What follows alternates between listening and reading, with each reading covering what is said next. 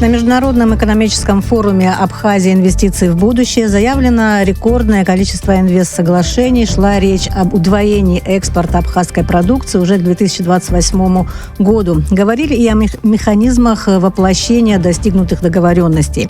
Каково значение форума и как воплощать заявленные проекты, обсудим с депутатом парламента Абхазии Эриком Арштони. Здравствуйте. Здравствуйте, Белла. Итак, как вы оцениваете итоги первого Абхазского международного экономического форума «Абхазия. Инвестиции в будущее»? Какую практическую пользу, вы полагаете, он принес для экономики республики? Начнем с того, что очень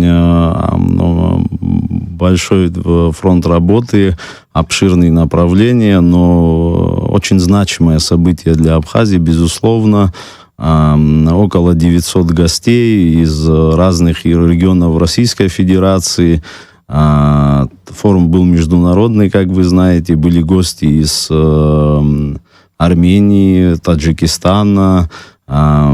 Соответственно, форум очень дал положительную такую динамику. И, в частности, есть некоторые вопросы, на которых хотелось бы остановиться. Около более 30 подписано соглашений на форуме. И здесь, наверное, ключевая задача форума – это переход от точечной помощи к системному стратегическому партнерству. Также на форуме, как я уже до этого сказал, было заключено 30 соглашений, меморандумов. По оценке вице-премьера Александра Новака, их общий инвестиционный потенциал составил более 100 миллиардов рублей. То есть, здесь разные сферы были заключены: межправительственные, межведомственные, межрегиональные, коммерческие, отраслевые соглашения. То есть, по разной тематике туда и входило и наше сельское хозяйство, и некоторые снятия барьеров и в таможенном направлении. То есть это огромный пласт, огромный комплекс, и на самом деле тех направлений, куда сегодня будут направлены определенные инвестиции, которые дадут нам возможность и в то же время и пополнять наш, безусловно, бюджет Республики Абхазия. Возможно, я упустила, но от Новака я эту цифру не слышала, но потом уточним.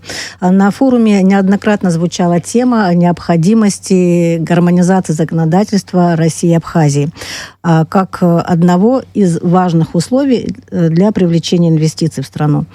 Сейчас все зависит от того, сможет ли парламент, в свою очередь, принять необходимые законы. Какая позиция на этот счет у депутатов? Позиция у депутатов, я сейчас за всех депутатов говорить не могу, но скажу за себя, гармонизация, безусловно, она нужна. Гармонизация законодательства у нас идет с 2020 года, как вы знаете, и уже немало работы проделано в этом направлении. Но в то же время гармонизация нужна без потери суверенитета в регулировании. То есть мы выступаем за унификацию базовых процедур регистрации юрлиц, налогового администрирования, банковского контроля и защиты прав собственности. Как я и сказал, депутаты уже работают над приведением инвестиционного законодательства Республики Абхазия к стандартам Российской Федерации в части прозрачности и предсказуемости. Однако остаются и красные линии. Земля и природные ресурсы регулируются исключительно абхазским правом. Наша задача убрать бюрократические разрывы, которые сегодня пугают инвестора. То есть, в принципе, такая работа ведется. Если есть необходимость в регулировании определенных направлений касаемо этих инвестиций, мы к этому готовы. А также, если более масштабные будут проекты, я думаю, мы можем рассматривать их отдельным законодательством, то есть как это было сделано и по нашему аэропорту, я думаю, вы знаете об этом. То есть мы готовы абсолютно к работе. Сегодня нужны, с учетом такой громадной суммы, которая была озвучена, необходимы прозрачные правила, и мы, как законодательный орган, готовы к этому. Если сейчас говорить о каких-то конкретных, скажем так, законопроектах, то что сейчас, над чем сейчас идет работа именно в этом отношении? Да. И на какой стадии находится вот работа, которую вы упоминали, по инвест-соглашениям, по не инвест-соглашениям, а по поводу вот этого вопроса, который ограничивает с красными линиями? Не, ну у нас, как вы знаете, пока как таковой работы нет, в плане того, что еще непосредственно по этому форуму, прошедшему к нам, пока еще не поступали определенные инициативы. Но мы, еще раз говорю, готовы к работе, а говорилось мною о законе, который уже существует, это инвестиционное законодательство, которое у нас уже есть. И если необходимо его дополнить или включить определенные поправки, то мы к этому готовы. А все это у нас, в принципе, в этом законе и прописано, и необходимые преференции для инвестора. То есть, каждый вопрос индивидуален, его необходимо рассматривать, я думаю, что предельно четко, ясно. И еще раз говорю, мы к этому абсолютно готовы. Да, я думаю, что это работа кропотливая, с определенными сложностями, но, тем не менее, для нас это очень большой шанс. Такого рода инвестиций, столько гостей, это, с одной стороны, знаете, как снимает информационную напряженность между инвестором тоже и республикой, потому как инвесторы понимают, что мы к этой работе готовы, и я думаю, что будут рассматривать еще более пристально и с большим желанием. Поэтому мы сегодня на самом деле хотим и в этом отношении проработать, и дать возможность нашим гражданам тоже это почувствовать. Вот вы знаете, 100 миллиардов рублей, да, сумма такая внушительная, да, на самом деле, но хочется еще раз сказать, чтобы механизмы должны быть прозрачны. И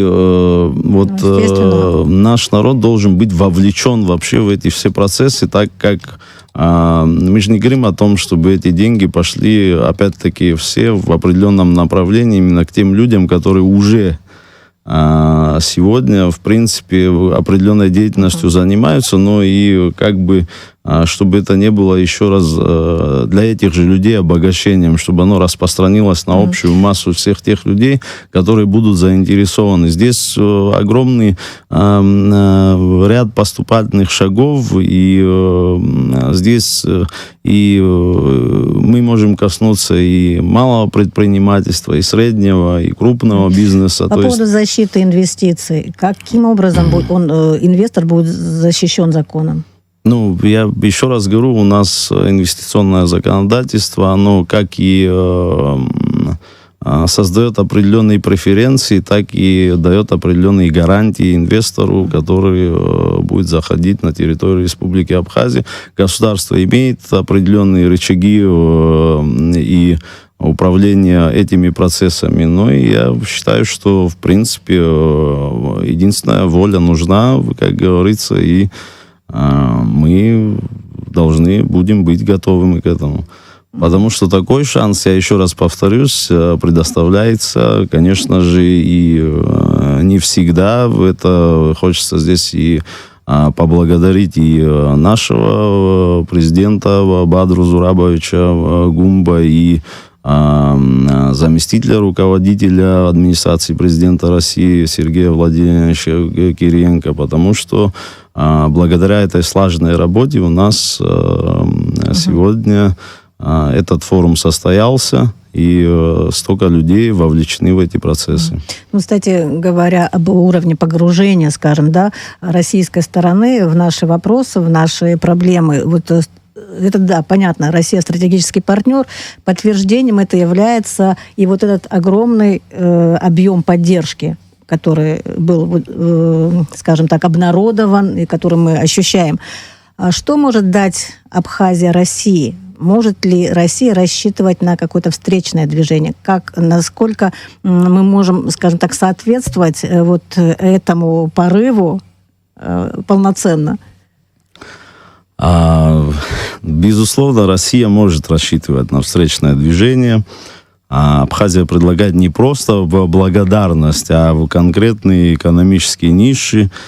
Первое – это доступ к уникальному туристическому, рекреационному потенциалу. Это курорты, бальнеология, круглогодичный отдых с возможностью размещения российских санаторно-курортных сетей. Второе – логистические возможности, порт Сухум, транспортные коридоры вдоль Черноморского побережья, которые могут стать альтернативными маршрутами для грузов. Ну и сельское хозяйство и глубокая переработка местной продукции под российские стандарты. Это тоже немаловажно. Россия получает предсказуемого экономического партнера с прозрачными правилами игры и режимом наибольшего благоприятствия для ее бизнеса. Мы настроены на взаимовыгодную интеграцию, а не на односторонние преференции. Как-то так. Ну, если говорить о том, как будут воплощаться все вот эти решения, которые были достигнуты и провозглашены, скажем так, на форуме, то какие механизмы парламентского контроля можно осуществлять вот за этими соглашениями для мониторинга реализации этих соглашений, чтобы инвестиции дошли до реальных секторов экономики, а вот они остались как-то на бумаге? Ну, здесь вот хочется выделить 3 ключевых механизма. Первый – это законодательное сопровождение. То есть каждое крупное инвестсоглашение проходит через комитеты по экономике и бюджету, где мы проверяем целевое использование средств и соответствие по приоритетам республики. Второе – это ежегодные парламентские слушания с отчетами заказчиков, инвесторов о реальном освоении средств и создании рабочих мест. Ну и в третьем – депутатские проверки на местах с правом запроса в контрольно-счетные органы. Кроме того, мы настаиваем на включении в соглашение этапных индикаторов. Если проект забуксует, парламент инициирует приостановку льгот или пересмотр условий. Ни один бюджетный и гарантийный механизм не работает без нашего мониторинга. Как-то так. Хорошо. Было объявлено о планах удвоить экспорт к 2028 году. Какие меры законодательной поддержки экспортно-ориентированных производств, сельское хозяйство, промышленность, рассматриваются парламентом в первую очередь? Это сложный вопрос, на самом деле. Вот здесь тоже можно остановиться на некоторых позициях. Это, наверное, освобождение от ввозного НДС на технологическое оборудование для создания экспортно-ориентированных производств. Соответствующий перечень такого оборудования уже одобрен. Перечень? Оборудование. То есть того, которого у нас, в принципе, нет. Прямая финансовая поддержка через госпрограмму развития сельского хозяйства на 2026 год, где заложено 500 миллионов рублей на гранты, субсидии, создание перерабатывающих мощностей. Именно переработка – это ключ к экспорту, а не просто продажа сырья. Ну и снятие административных барьеров по поручению президента. Правительство до конца 2026 года разрабатывает ведомство целевую программу поддержки экспортно-ориентированных производств. Плюс активная работа с торгпредствами Российской Федерации по выходу абхазских производителей на российские сетевые рынки для удвоения экспорта к 2028 уже году. нужно не только производить, но и беспрепятственно доставлять и продавать. Над этим уже, в принципе, работа идет. Но и также хочется остановиться, что по плану гармонизации есть были определенные технические барьеры, которые с учетом работы уже и принятия определенного законодательства, эти технические барьеры были сняты. Технически это вот то, что касается там фитосанитарного контроля, вместе с Россельхознадзором. То есть есть определенные направления, где в этом отношении мы можем двигаться и увеличивать экспорт на территорию Российской Федерации. Президент объявил о старте второго этапа конкурса управленцев команды Абхазии. Одним из итогов первого конкурса стало трудоустройство молодых управленцев в государственные органы власти Абхазии. В то же время сейчас парламент готовит поправки в Конституцию, где есть другие возрастные пороги для участия в парламентской деятельности, да. Учитывая, что почти все действующие парламентарии сами пришли в большую политику там, в возрасте 20 лет и так далее, вот с чем связано вот это решение депутатов? То, что пока принято в первом чтении. Это сейчас, знаете, какая вещь... Там не только это связано именно с возрастным цензом, там идет определенное руководство относительно и образования, и определенной работы человека, то есть гражданина, который хочет, в принципе, баллотироваться и быть кандидатом в депутаты Народного собрания, человек должен иметь определенный опыт.